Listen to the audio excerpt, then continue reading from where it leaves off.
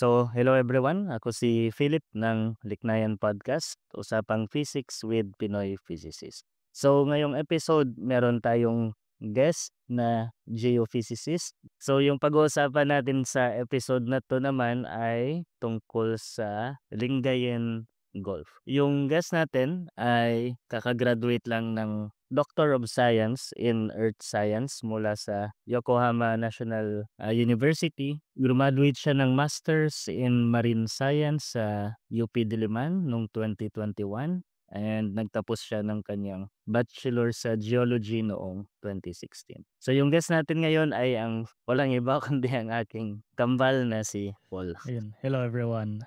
So, welcome sa podcast.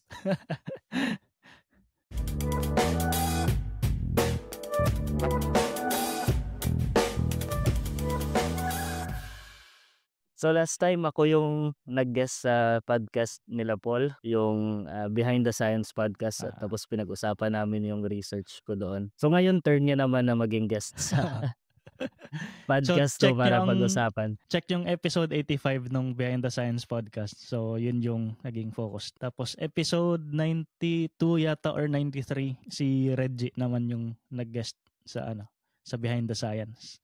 Ayun, may collab kami. Yung Liknayan Podcast at yung Behind the Science Podcast.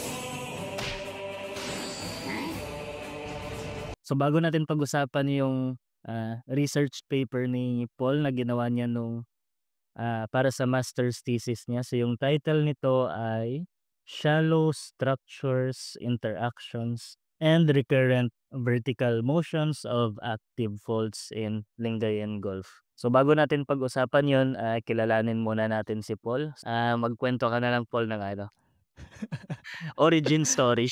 So ngayon geophysicist ako, pero hindi ko talaga na parang naplano na magiging geophysicist ako. Kasi nung high school, 'di ba, sa Pisay kami nag-high school ni Philip. Tapos 'di ba siya, yung reason bakit siya nag-quantum physics ay dahil sa chemistry class namin na nakita niya yung Schrödinger equation. So ako naman, yung gusto ko sanang mapuntahang kurso dati ay Electronics Communications Engineering or Electrical Engineering. Kasi yung kinuha kong elective nung high school ay yung robotics. So nagkaroon ako ng interest doon sa electronics at gusto ko sanang gumawa ng mga robot. Ganon.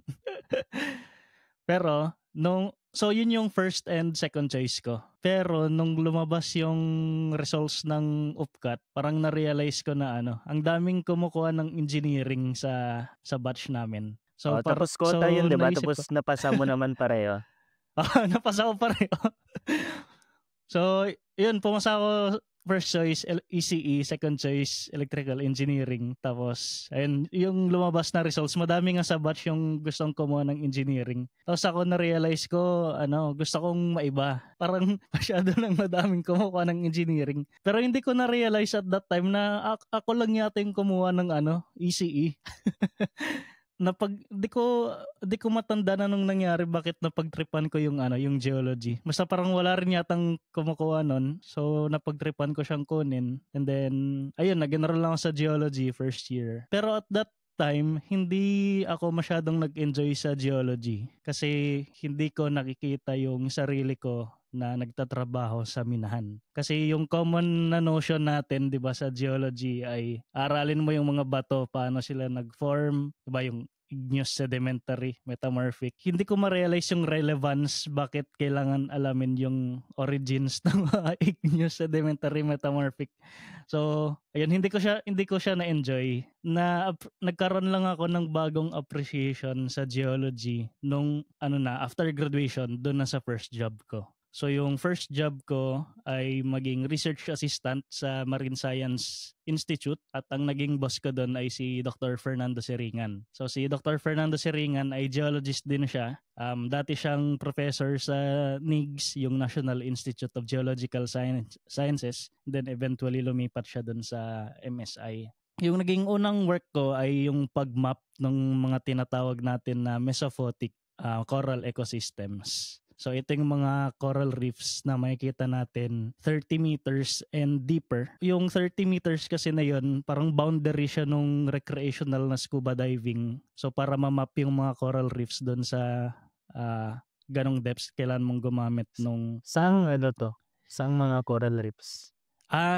Interesting. Nakakatawa to na na kwento kasi yung job posting dati, yung magiging field sites ay 100 Islands, Tubataha, tsaka Batanes. Pero at that time, nagkaroon ng bagong DNR secretary, si the late Gina Lopez. Yung una niyang ginawa, parang pinare-evaluate niya lahat ng DNR funded projects. So naapektuhan yung project, medyo na-delay yung start, tapos nabago yung field sites. In a way, medyo nabudol ako kasi yung reason bakit ako nag-apply sa sa trabaho na yun kasi makakapunta ako ng libre sa 3 coral reef sites Ano na yun, di yun. ba? Party ng masters mo? Or Hindi. As a project siya, hindi siya required na mag-enroll sa masters, no? Well, Nung time na yan. project siya, pero encourage ka din na mag-enroll sa masters para yung project na tinatrabaho mo, yun yung magiging master's Yung thesis mo. thesis. Doon ka na napunta sa Lingayen Golf na Hindi pa. Kasi 'di ba, Coral Reef yung una kong project, 'di ba? Next na project naman na pinagtrabahuan ko, under kay Sir Ando pa rin. Yung doon na yung fault mapping offshore. So yung naging study sites naman ng project na yon ay yung Lingayen Gulf, yung Batangas. Kasi at a year before nung project, madaming earthquakes doon sa Batangas, yung mga 2019 na sunod-sunod na earthquakes doon sa Batangas. Yung Bataan naging study site namin kasi yung controversial na Bataan nuclear power plant. So yun yung naging 3 sites ng project. Tapos yung na-assign sa akin na aralin in detail yung Lingayen Gulf. Okay. Yun yung naging backstory ng master's thesis. Tapos sa PhD mo, kasi yun na yung pumunta ka na sa Japan. Pero paano naman nag-open up yung opportunity na yun para sa Japan? Nakapunta ako dito sa Japan February 2020 for 1 week dahil yun sa Sakura Science Exchange Program. So yung program na to, ini-invite, may Pinoy scientist dito sa Japan na nag-organize nung exchange program na yon. Tapos yung nangyayari kasi, nag-i-invite siya ng mga Filipino students as well as mga Filipino professors and other scientists na bumisita dun sa institute nila. Ayun, nag-participate ako sa ganon kasi naimbitahan si Sir Ando. So sinama niya kami ng mga students niya. Yung Pinoy scientist na yon, so si Dr. Marisa Tejada, nagtatrabaho siya as a scientist dito sa Japan Agency for Marine Earth Science and Technology. Tapos yung inaaral niya, mga underwater volcanoes. Bumisita kami sa Jamstec. 1 week na exchange program. So may mga araw na nagle-lecture yung mga Japanese scientists ng mga research na ginagawa nila. May mga araw din na bumibisita kami sa mga museums dito. So yung isang talk doon, sobrang naging interested ako sa sa research nila kasi yung inaral nila kung saan nangyari yung 2011 na Tohoku Oki earthquake. So nagpresent yung Japanese scientist ng research na ginawa nila tungkol sa sa earthquake na yon. So yung research nila, nag-drill sila dun sa site mismo ng earthquake. So 'di ba yung Japan Trench, nasa dagat yon. Tapos yung lalim ng dagat mo parang 7 or 8 kilometers yata. Tapos dinrill nila mismo yung fault kung saan nangyari yung earthquake. Okay. So na-penetrate nila yung fault. Anong gawa saan yung drill? Na kaya niyang ma-drill yung fault? Hindi ko alam yung mga exact details, pero parang similar system siya sa mga kapag nag-oil exploration, yung dinidrill mo yung lupa. So parang ganun siya. Kasi yung malaking question sa kanila, bakit ang laki ng tsunami? Bakit very devastating yung tsunami? Nagsagawa muna sila ng geophysical analysis, yung mga bathymetry maps and modeling. So nakita nila doon na very surprising yung paggalaw ng fault kasi umabot sa trench yung rupture. So imagine, ito yung trench mo, ito yung subducting na Pacific plate, ito yung upper plate niya yung Japan. Nung gumalaw yung fault, pumitik yung boundary yung trench. So lumipat nung more than 50 meters yung position ng trench. Ngayon, yung goal nila, bakit nangyari yon? So dinrill nila, tapos nakita nila na yung fault material mo ay gawa sa clay. Nung gumalaw yung fault, kasi gumagalaw siya meters per second so umiinit yung fault. Dahil doon, parang vinaporize niya yung tubig na nandun. And since clay material siya, impermeable siya. So tumaas yung fluid pressure at mas gumalaw siya. Gumalaw ng 50 meters yung trench, tapos nag-result siya in a devastating tsunami. So ayun, naging interested ako sa ginawa nilang research. Kinontak ko yung scientist na yun after nung exchange program kung pwede ba ako mag-pursue nung PhD. Tapos siya yung magiging advisor. Umuo naman siya. Tapos ayun, yung interesting lang kasi dito, 'di ba? Yung Jamstack hindi naman siya nagbibigay nung degree. Yung analogy na binibigay ko dito, yung Jamstack, medyo similar siya sa PHIVOX in a way kasi government agency siya. Hindi siya nagbibigay ng degree. Yung nangyari sa akin, yung doon ko ginagawa yung research ko, pero pina-enroll ako sa Yokohama National University kasi visiting professor siya doon. So, yun, yung university magbibigay ng degree, pero yung research ko ginawa ko sa Jamstack. So, yun. So, I think magandang tandaan 'yan ng mga mga estudyante. Kung magko-conference kayo, yung primary focus na pagpunta niyo sa mga conference ay makinig sa mga talks, hindi yung gumala-gala doon sa kung saang lugar. Pero part naman 'yun siyempre kasi nag-travel ka na rin, siyempre gagala ka din. Pero wag niyong kalimutan yung yung dahilan kung bakit kayo doon. So, ayun, i-take niyo yung opportunity na yun na makipag-usap sa mga doon, mga professor doon. Ngayong madami nang nagkuwento si Paul tungkol sa research. So, punta na tayo directly sa sa research paper ni Paul. Gayahin ko na lang Paul yung ginagawa niya sa podcast niyo. So, Pansin ko nga eh. One sentence? Ay, hindi, 2 sentence yan. 2 sentence para hindi ganun kapareho. Explain mo in 2 to 3 sentences. So, yung ginawa ko sa master's thesis ko ay minapa and describe for the first time yung mga underwater active faults doon sa Lingayen Gulf. So, describe yung meaning nun ay tiningnan ko yung gaano kalaki yung mga previous movements nung fault, and also estimate for the first time yung recurrence interval nung earthquakes doon. At yung method dito relies on physics, geophysics, kasi yung main data set na ginamit ko ay seismic reflection data. Pero gumamit din ako ng other data tulad ng multi-beam bathymetry data at side-scan sonar. At may available din na mga radiocarbon dates sa akin. So yun, yung methods relies on physics, pero yung interpretation ng data relies heavily sa knowledge mo on geology, particularly tectonics and stratigraphy. So, yun. Wait lang, may mga additional ako na tanong dyan. Pero bago yon, gusto ko munang linawin, ano ba yung pinagkaiba ng geologist sa geophysicist? Good question. So, yung geophysicist, ginagamit mo yung mga concepts ng physics para aralin yung earth structure and other things. Yung geology, mas more on yung mga bato yung inaaral mo. So ako licensed geologist ako, pero ever since graduation, never na ako nakahawak ng bato. Nakahawak lang ako ng bato nung college. Nag-expire yun, di ba? Nag-expire yung lisensya, yung license, di ba? nag-expire siya. 3 years yata. Pero yung naman, kapag PhD graduate ka kasi, essentially di mo na kailangan ng license. Actually, benefit din yun kung sa mga ayaw mag-board exam. Mag-PhD kayo. Isipin nyo, yung exam, ilang months lang paghahandaan mo. Yung PhD, taon. Kayo na mag-assess kung worth kayo, baka hindi kayo pumasa ng board exam, mag-PhD na lang kayo. Wait lang, sige. So, balikan na natin yun. So sabi mo kanina, dinescribe mo yung yung mga faults doon sa Lingayen Gulf. So, meaning, ikaw yung unang nakagawa nito. Ganun ba yun? Tapos, kung ganun, kung yun man, bakit hindi pa siya nagawa dati? Kung ganun. Well, yes and no. Kasi yung minapa ko na active fault sa Lingayen Gulf, basically extension siya ng previously identified na fault sa lupa.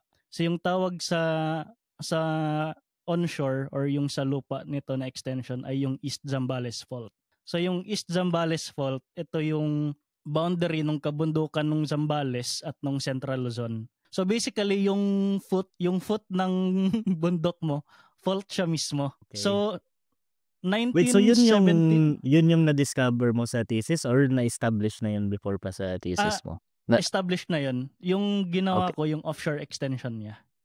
Okay. Sige, simulan muna natin sa sa lupa, sa onshore. So yung East Zambales Fault, identified na siya as early as 1971. Yung weird sa fault na to, sa geology kasi kapag na-identify mo yung fault na yon, dapat may report yun ng characteristics ng fault. Pero itong Wait, ano yung meaning ng characteristics ng fault? Like kung paano siya minapa. Like kung saan yung trace, ano yung movements na nakikita mo doon. Dapat may description yon. So itong si East Zambales Fault, 1971 pa lang, alam na natin na nag-exist siya. Pero hindi mo makikita yung report na yun kung paano siya minapa. Sa geohazards kasi, malaking problema yon pag hindi mo alam kung ano yung characteristics ng fault, di ba? Kung ano kalakas yung earthquake na kaya niyang ma-generate, ano yung recurrence interval, blah, blah, blah, blah. So yun, malaking problema yun kasi identified na siya as early as 1971 pero hindi mo makita yung original report paano siya minapa. May mga earthquakes na ba siyang na-generate before? Yan din yung interesting na question kasi since 1500s parang wala siyang na-generate na malalaki or malalakas na earthquake. Pero yung northwestern coast kasi ng Luzon, kung titingnan mo yung mga geological records, what I mean by that is kung titingnan mo yung mga for example coral na microatolls, yung mga bato na nagbibigay ng evidence na may nangyari nga na earthquake. Kung titingnan mo yung mga geological records, madaming earthquakes within the Holocene or during the past 10,000 years. So ayun, kaya very interesting yung tectonics or yung mga faults dyan sa northwestern coast ng Luzon. Going back dun sa East Zambales Fault na 1971, identified na siya. So ilang dekada na yun? 1971, 81, 91, 2001, 2011, 2021. So tapos more than yung paper mo years. na-publish 2023, so ilang taon yun? Oo. More than 50 years. 50 years. Alam lang natin na nag-exist siya pero hindi natin alam kung anong kaya niyang ma-generate na earthquake. So, ayun, yun yung idea bakit ginawa yung study dun sa Lingayen Gulf. Yung pero characteristics ng fault. Di ko rin alam. So, kaya mo siyang ma-identify or mapa yung linya pero paano ba kinokollect yung data nun? Magkaiba ba yung process ng pag-collect ng data kung saan yung fault tapos para malaman mo kung ano yung kung paano yung motion doon ng mga plates? Feeling ko kasi nung 1991 nung minapa na yung offshore extension, 'di ba? Hindi lang yata nila ni-report. Pero makikita 'yun sa dataset. So yung ginamit ko sa thesis ko, yung the same dataset ng pag-map ng offshore extension. So to answer your question dun sa kung paano minamapa yung mga faults sa ilalim ng dagat, basically kailangan mong makita yung seafloor. So kaya ka gumagawa ng bathymetric survey para makita mo yung shape ng seafloor at para masabi mo. Ano ba yung meaning ng bathymetry? Bathymetry. So, 'di ba pag titingin kayo sa Google Earth, nakikita niyo yung shape ng lupa, 'di ba? Yung elevation ng lupa. So yung bathymetry ganun din siya pero sa ilalim ng dagat. So yun yung depth nung detailed na map nung depth ng seafloor. So yun yung bathymetry. Tapos parang mamapa mo yun gamit yung parang seismic waves na reflection na nabanggit mo or magkaiba pa yan? Magkaiba pa. So para ma-map yung bathymetry, kailangan mo ng yung tinatawag natin na multi-beam echo sounder. So yun para lang yun i-map yung seafloor. Para mas confident ka na masabi na fault yung nakikita mo doon, kailangan mong mag-acquire ng tinatawag natin na seismic reflection data para makita mo kung yung layers ba nung sediments sa ilalim niya ay may displacement. Kasi yung definition natin ng fault, may displacement ka dun sa layer ng rock mo. So for example, ito yung layer ng rock, imbis na horizontal yan na ganyan, meron kang displacement. So yun yung fault. Yun, pwede mong makikita mo yung underground. yung below the seafloor kapag nag-acquire ka Ah, ng seismic reflection data. pwede ba yun na na parang for example magda-dive kayo tapos makikita mo yung or masyado siyang malalim para i-dive? Masyado siyang malalim. Kasi yung Lingayen Gulf, siya mga 100 meters yung pinakamalalim na part. Pero kung mababaw lang naman yung yung dagat kung saan ka may fault, pwede mo siya actually i-dive at makita yung fault na yun. Yung fault mismo? Oo. Kasi 'di Okay. ba sa lupa nakikita din naman natin yung surface manifestations ng mga fault, 'di ba? Makikita niyo yun 'di ba nung for example yung Bohol earthquake. Makikita mo pa rin yung yung exact trace ng fault tapos yung displacement ng lupa. Tapos ngayon 'di ba yung sa Bogo Bay fault, yung minapa din ng mga scientists natin from PHIVOX yung trace nila at makikita mo din yung offset ng lupa na yun. So, pwede mo siyang imagine na ganun siya pero sa ilalim sa ilalim ng dagat. Okay, okay. Gets. Wait lang, babalikan ko yung point mo kanina na na nagawa mo 'to yung thesis mo gamit yung same dataset na Ah. existing na. So, ibig sabihin kinulang lang pala sa analysis yung dati? Oo, Hindi ko siguro sasabihin na kinulang sa analysis. I mean or may hindi ginawa? very reserved ako sa very reserved ako sa ganyang definition. Siguro lang, hindi nila nilagay sa report. Pero I'm sure nung tinitingnan nila yung dataset, parang tinitingnan na nila yon yung mga kung gaano kalaki yung mga movements na yun. Hindi lang nila nilagay sa report siguro. Pero 'pag sinabi mong titingnan yung dataset, 'to, parang may mga nira-run kayo sa Python na parang Wala. Ito rin yung nakakatawa na story nung dataset na to. Kasi, di ba, na-acquire siya nung 1991. Kapag gumagawa ka ng ganitong klaseng survey, for example, yung seismic reflection, ay siguro sa audience natin, baka kung hindi kayo familiar sa seismic reflection na methodology, basically, ang nangyayari, meron kang sound source, sasabog yon at regular intervals, yung sound waves magta-travel sa water column natin, magpe-penetrate sa seafloor. At kapag may na-encounter siya ng mga boundary ng mga iba-ibang layers ng sediment, magre-reflect yung wave na yon at ipipick up siya nung anong tawag doon? receiver Ipipick or up siya ng mga receiver. Tapos from that data, ipaprocess nung software para makakita ka nung image. So dapat may soft copy ka nung data. Pero yung ginamit ko dito, mga photocopies lang nung printed na seismic reflection images. Yung soft copy ng data, hindi mo na siya mahanap. So essentially sa buong Pilipinas, kami lang may hawak ng ganong dataset. Pero photocopies na lang siya. So you can imagine 1991 siya na photocopy ng mga di seismic parang halos reflection images. halos image processing na rin yung ginawa mo dun, kung Actually, hindi nga ganun. siya image processing kasi manual ko din drawing dun sa papel yung mga interpretations ko. So very very old school na interpretation ng seismic reflection images. Dinodrawing ko sa papel yung interpretations ko. Tapos i-digitize ko sa Adobe Illustrator yung mga drawings ko para ilagay yung figures dun sa thesis. Pero at least natuwa ako dun sa so para sa audience natin yung explanation ni Paul sa seismic reflection data. Ayun, physics kasi yun, di ba? Physics yun ng waves. So, dahil yung sound wave mo ay parang yan parang kasi may point source ka. So, pag nag-generate ka ng sound wave, parang circle yun eh. So, kung dito siya manggagaling, parang circle yun. Magbabounce siya sa mga surface, tapos may mga delays sa marireceive na signal, tapos doon mo mamamapa yung different na mga levels, di ba? So, ayun.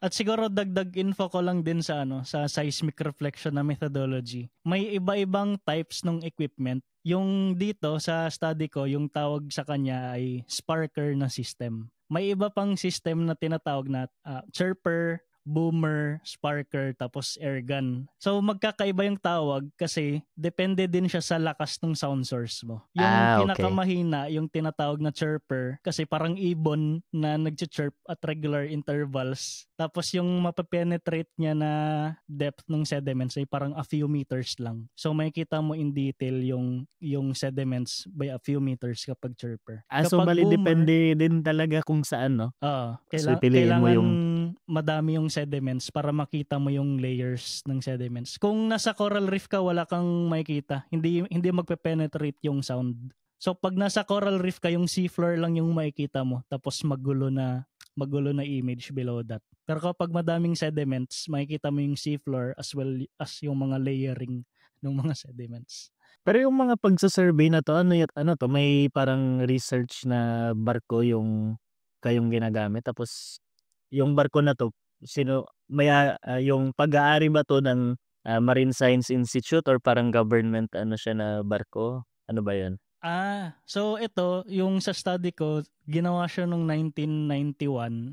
So ginawa siya ng MGB noong 1991, yung Mines and Geosciences Bureau. Tapos ngayon, actually may seismic reflection system sa UPMSI. Meron silang chirper, tapos may binili na rin na boomer and sparker. So ayun, yung boomer, may explosion din na nagaganap. So mas malakas siya sa chirper. So mas malalim yung napepenetrate niya na sediments. Yung sparker yung tawag kasi yung mga electrodes yung sound source mo. Pero hindi pa ako nakakita nung sparker and boomer na system. Yung nakikita ko pa lang ay yung chirper at yung airgun array mismo. So yung airgun na type ng explosion, ito talaga yung napakalakas na pagsabog at kaya niyang ma-penetrate dahil sa lakas ng sabog na yun, yung waves, kaya niyang ma-penetrate hanggang dun sa subducting na plate at minsan makikita mo pa yung moho. So sa PhD Di ko, ba ganun yung ito type yung ng sa data na barko ka ina-analyze. tapos may vlog ka tungkol sa Oo. research cruise na 'yan? Yun yung airgun. Pero dito sa master's thesis ko, sparker data siya na na-acquire noong 1991. Hindi pa tayo buhay nun. At least yung audience natin ma-estimate nila yung edad natin. Hindi pa kami ganun katanda, guys. Pero balikan ko lang din, no? 'Di ba nabanggit mo kanina isa sa mga goals din ng pag-aaral ng Lingayen Golf na 'to ay para ma-estimate din yung recurrence time. So 'di ba pagkakaalala ko yung recurrence time yun yung parang average na interval between sa mga earthquakes na nage-generate. So ano ba 'to? May maje-generate ba 'to na earthquake in the foreseeable future? Yun Ganun ba yan? lang. Actually, baka makapag-induce ako ng panic nito. Kasi yung conclusion kasi doon ng study ay overdue na yung fault. So siguro explain ko din kung paano na-calculate yung recurrence interval na yan. Well, sa Earth Sciences class natin, very common yung mga exam na alamin mo yung sequence ng events, di ba? May mga layers ka na dinadrawing, tapos may fault, for example, may intrusion, tapos i-label mo, ay, ito nauna sa ganito, blah, blah, blah. So yung parang ganun din yung ginawa ko dito sa study. So meron akong seismic reflection image, 'di ba? So makikita mo yung layers ng sediment. Essentially, kailangan mong i-establish yung age ng mga sediments na yon para masabi kung active ba yung fault or not. Kasi yung definition natin ng active na fault, may movement siya within the past 10,000 years. So yun, kailangan mo i-establish yung age ng mga sediments na yon. Wait, Tapos pero paano na-establish yung age ng sediments na yan? Good question. Isa din yan sa mga pinagtatakahan ko palagi sa geology. Paano nalalaman yung age na bukod sa carbon dating at So dito, di ba, na-mention ko kanina na yung interpretation ng geophysical data na to, kailangan mo ng knowledge ng tectonics and stratigraphy. So yung stratigraphy, ito yung pag-aaral ng layers ng mga sediments mo, di ba? So kasama doon yung mga techniques to estimate yung age. At yung isang very specific na field ay tinatawag natin na sequence stratigraphy. So kapag sinabi nating sequence stratigraphy, yung ginagawa mo dyan, i-correlate mo bale yung pagpatong-patong ng sediments na yon with a sea level curve. So by sea level curve, yung ibig sabihin nun, meron kang mga previous studies kung paano nagbago yung sea level over time. Explain ko muna yung geological setting ng Lingayen Gulf. So si Lingayen Gulf, meron kang mga ilog doon, 'di ba? From La Union going down sa may Pangasinan, doon sa may Central Luzon na valley. So meron kang Bawang River sa La Union, tapos Aringay, tapos doon sa may Pangasinan, meron kang San Fabian, Dagupan, and Agno River. So itong Okay. mga rivers, yung mga rivers, 'di ba, nagsusupply yun ng sediment doon sa dagat.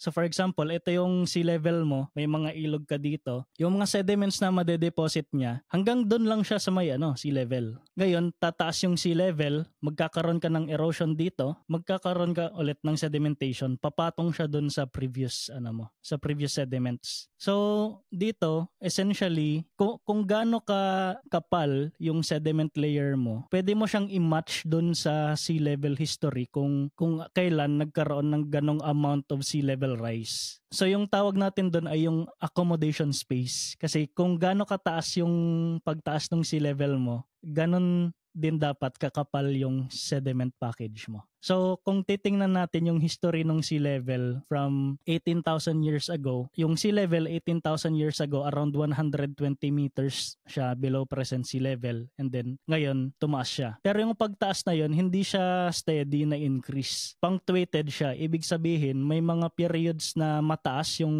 sea level rise, so tinatawag natin yun na meltwater pulse. May mga panahon na stable, so yung tawag natin doon ay still stand. So kung titingnan mo yung sea level history na yun, para siyang hagdan. Madami kang rapid na rise, madami kang meltwater pulse, madami ka ding still stands. Ngayon, i-correlate mo doon yung thickness ng sediment package para ma-estimate mo yung age. So yun yung ginawa namin. So hindi mo na kailangan mag-measure ng sedimentation rate ng ilog, or Hindi. nagme-measure pa ba ng ganun? Hindi. Kasi na. ima-match mo lang siya dun, yung thickness, ima-match mo lang siya sa sa sea level. Okay. Ganun siya. Tapos gaano kalaki yung, for example, may estimate ka ng age based sa thickness ng sediment, diba? Tapos gaano kalaki yung error bar? Depende sa error bar nung sea level nung sea level Okay, na correlated curve. din siya sa sea level na Correlated siya dun. So yun, tapos combined siya with radiocarbon dates kasi may available na radiocarbon dates. May nung 1999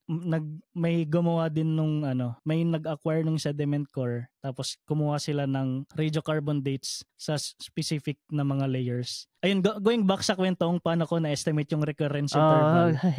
Very important yung sediment core na yun. Kasi dun sa sediment core, nakita nila na sa pinakailalim na part ng sediment core, may nakita sila na pit layer. So, black na layer na ininterpret ko na possibly mangrove forest siya dati. May pit layer ka sa ilalim, tapos sa taas niya, meron kang sand layer na may mga shells. So yung interpretation dun, from a mangrove forest, tumaas yung sea level mo, yung dating mangrove forest, naging na siya, shallow marine area. Kaya ka may sand and shells. So essentially, yung boundary ng dalawang layer na yun yung previous na coastline mo. Tapos, may nakuha sila na age na 6,800 years. Kung titingnan natin yung sea level history ng Pilipinas, 6,800 years ago, yung sea level ay higher than present sea level.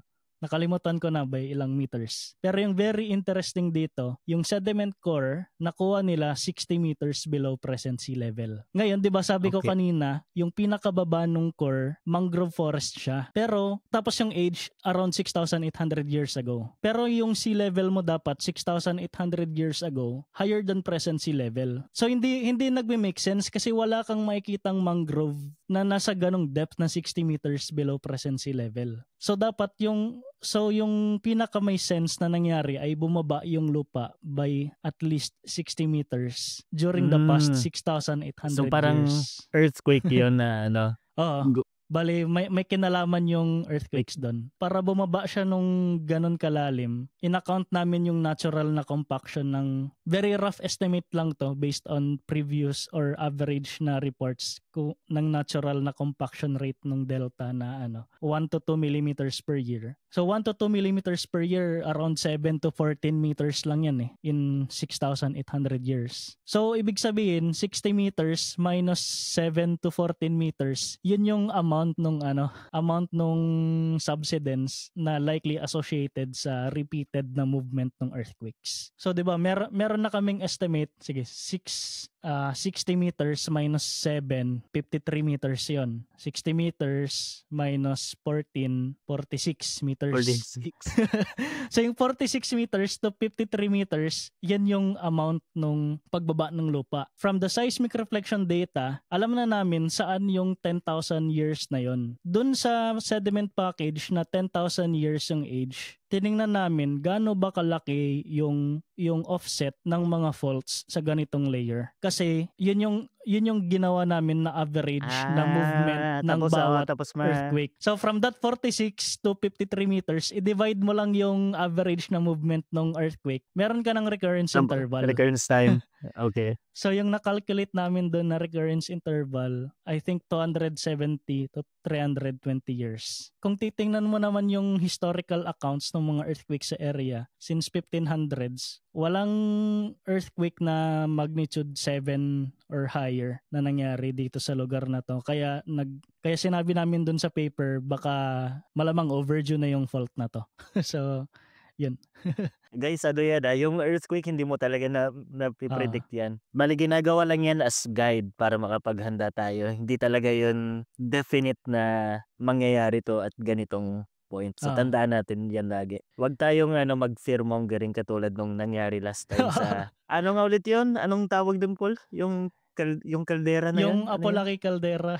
Yan, Ang daming sunod-sunod kasi yung earthquake dun sa Philippine Trench dun sa Mindanao Tapos may mga, ewan ko ba, yung mga gusto lang makakuha ng likes and reactions dun sa page nila para kumita, nagpo-post na ng mga kung ano-ano. So may video si Paul tungkol dun sa Apolaki Caldera. So panoorin nyo na lang sa channel niya yung kung gusto nyong matuto tungkol dun sa Apolaki Caldera. And siguro in addition dun sa sinabi mo na hindi na pe-predict yung earthquake, baka may misconception tayo kasi 'di ba may mga apps na nagbibigay ng early warning, yung mga alerts na a few seconds before earthquake. Hindi yun prediction para lang sa kalaman ng lahat. Kasi yung ginagawa ng mga ganitong software, kahit dito sa Japan, dinedetect mo lang yung first na P-wave arrival ng earthquake. So basically nangyayari na yung earthquake kasi kapag meron kang earthquake, meron kang tinatawag na P-wave, so yun yung pinakamabilis na wave. Yung primary wave, kaya P. Yun.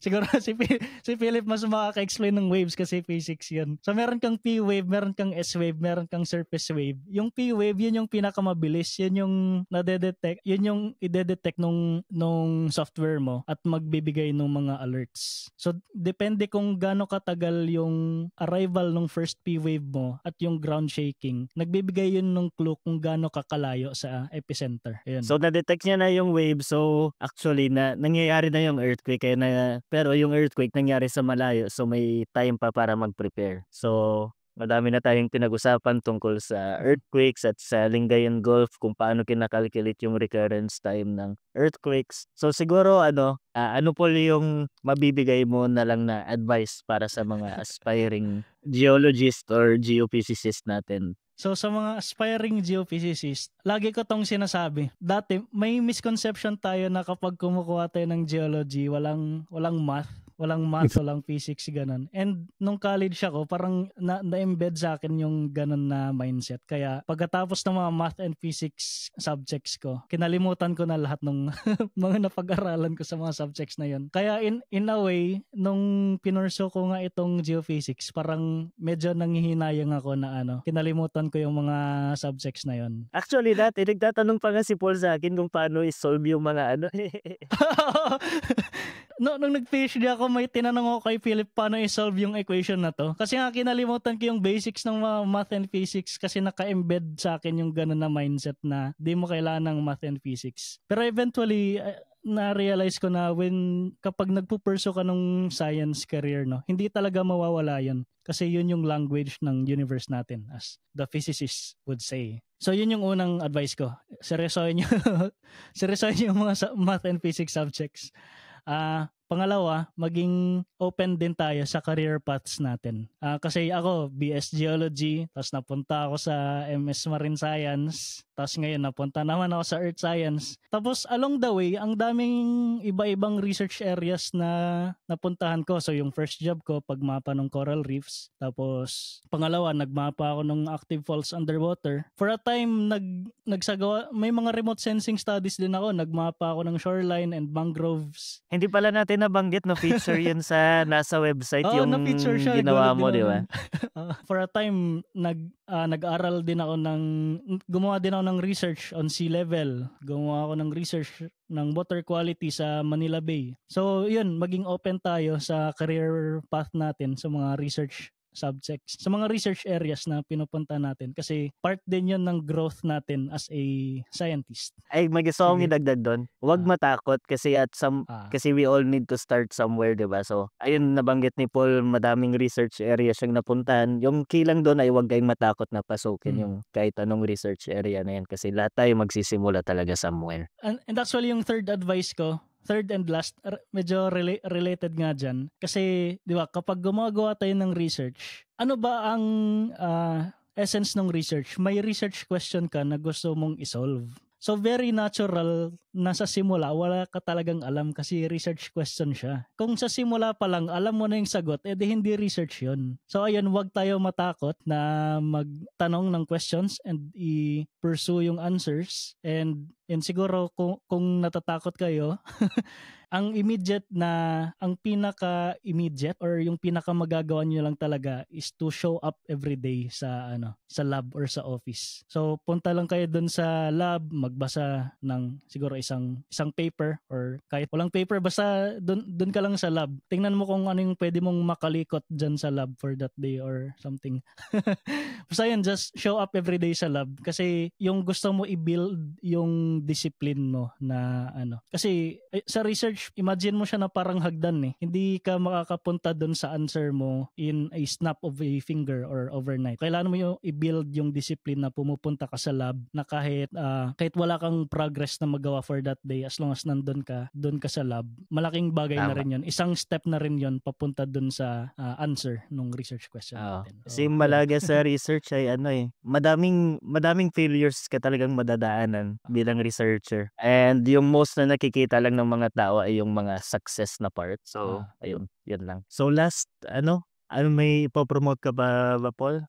So, makinig kayo sa Behind the Science Podcast and also Liknayan Podcast. Yung goal din kasi namin sa mga podcast na to ay ma-feature din yung mga Pinoy scientists. Kasi nung bata tayo, tinanong tayo kung may kilala ba tayo na Pinoy scientist, wala tayong makikilala, di ba? And siguro ganun pa rin hanggang ngayon. Pag tinanong mo yung bata, may kilala ka ba na Pinoy scientist, siguro wala silang makikilala. Yung kilala nila yung mga scientist na nasa textbooks natin. So kumbaga wala silang Pinoy na role model na matitingnan sa career path nila. So hopefully itong platforms namin, yung Behind the Science Podcast at Liknayan Podcast, makapagbigay din ng kumbaga inspiration para sa next generation ng mga scientists natin sa Pilipinas. So yun lang. So salamat Paul sa bisita dito sa podcast. And kung nagustuhan nyo guys yung aming episode, huwag niyong kalimutan mag-like, share at subscribe. At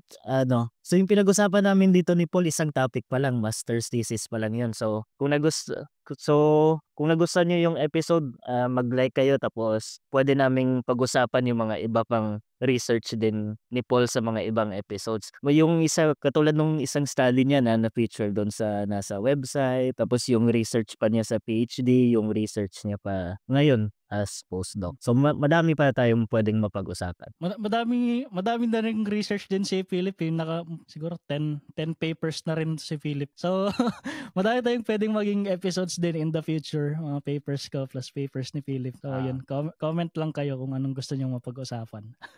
So yun lang at maraming salamat. See you sa next episode. Bye everyone.